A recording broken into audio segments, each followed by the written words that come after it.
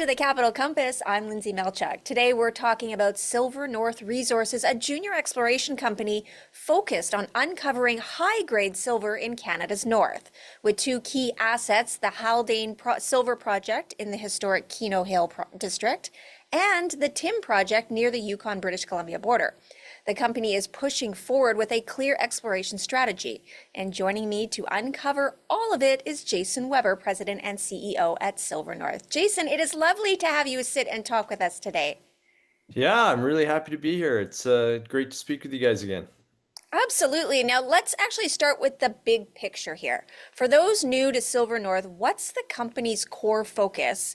And really, how do your flagship projects, Haldane and Tim, align with that strategy? Well, as you might guess from the name Silver North, we're focused on silver, largely in the northern part of North America. But really, I think what we're key, one of the key tenets to what we do is the fact that we want to be looking in districts that are established, high grade mineralization, uh, long-lived mines, and the Keno district in the Yukon, where our Haldane project is, exemplifies this really well. That's a over 100-year-old district. Some of the highest grade silver mines in North America have been located in the Keno district. So that fits our strategy extremely well.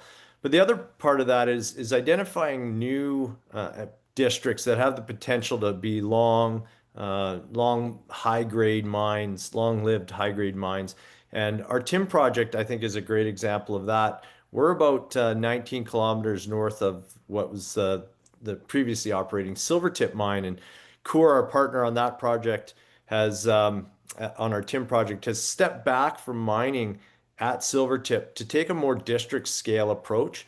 And the work that they've done is started to outline a high grade, potentially high grade silver district that stretches into the Yukon and could be a large, high grade scenario for mines in this part of the world too. So uh, we've got the established district at Keno with Haldane, and then this newly emerging district in the Silvertip area of southern Yukon, northern BC.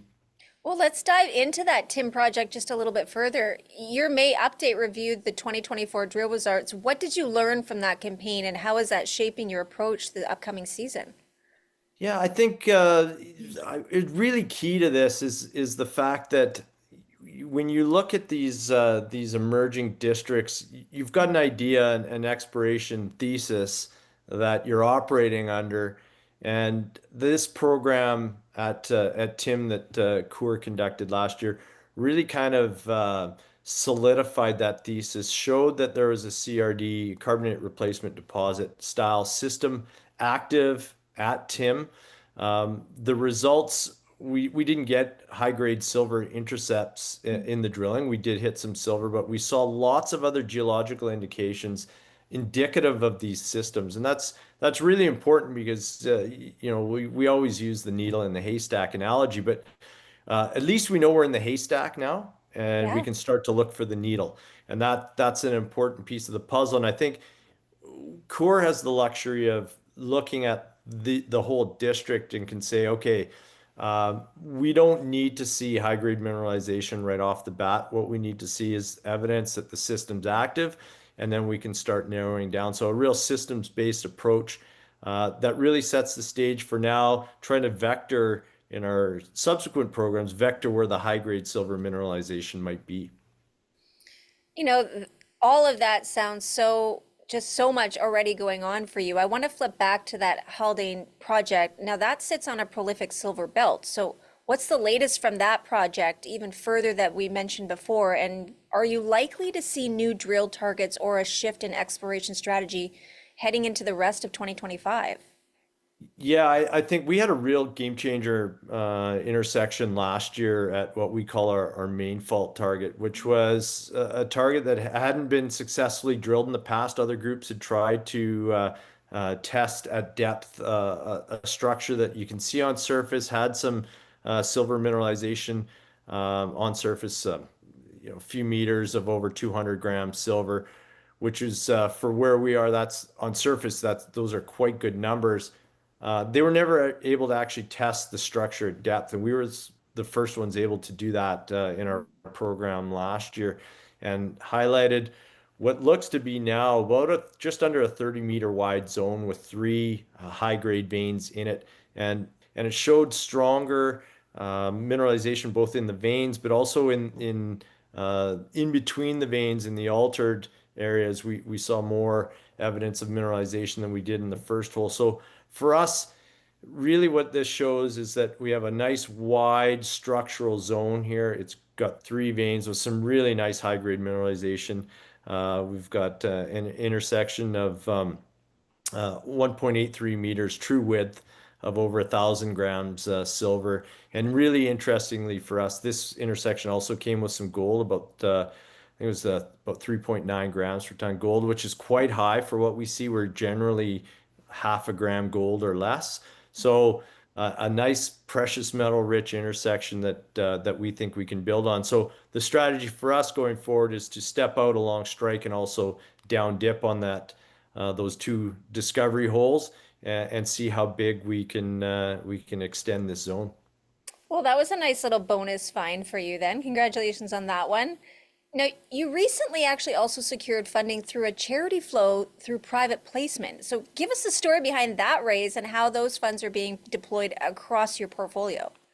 Yeah, the charity flow throughs it's a really good one for junior exploration companies operating in Canada because we can raise money at a significant premium to our current share price. So right now this financing's in the 21 cent offering. Um, we're trading at 15 cents right now, so it really allows us to minimize dilution. So that's obviously a fantastic thing for our shareholders. And of the 2.1 million we're raising, 2 million will go to Haldane, and that basically that program I just outlined for you, Yep. with about 100,000 going to a very early stage prospect that we call Veronica, that is adjacent to our Tim property in the Silvertip area. And so this is a first pass program just to see if the same CRD characteristics are present at Veronica. We've got some really nice soil geochemical anomalies, high silver soil anomalies that have never been followed up. So that's the plan this year. Use that $100,000 to follow that program, or sorry, follow up at that property and see if we can identify the characteristics of a CRD system there to advance future work and hopefully drilling.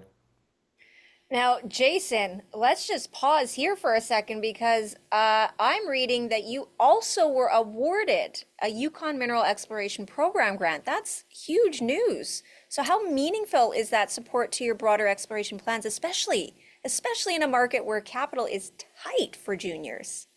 Yeah, and you know what, on a approximately $100,000 program, the grant, assuming that all our expenditures qualify, which they shouldn't, or they should without a problem, that we'd get about $30,000 back from the Yukon government. It's a great program, because it really allows. Some of the toughest capital to raise is that early stage grassroots exploration. It's not very exciting. When you're talking about soil geochemical anomalies and prospecting, it's not drill intersections that can really drive the market. So that those are some of the hardest funds to raise. So the significance for us is one, support from the Yukon government. It's a bit of a stamp of approval on what you're doing. You've got a concept. They have reviewed it, said, yeah, I think this concept makes sense, and go out, spend the money, and once you hit a certain set of criteria, and mostly on the reporting side, then you're eligible to get $30,000 back. So for us, yeah, it's a great way to get targets, early stage targets tested and or at least advanced so that we can move them towards drilling. Well, Jason, you guys have so much positive action flowing through you right now. Thank you for coming on and just sharing that with us and sitting down with us. Be sure to come back and give us some updates soon. Well, it'd be my pleasure. Thanks very much for having me on.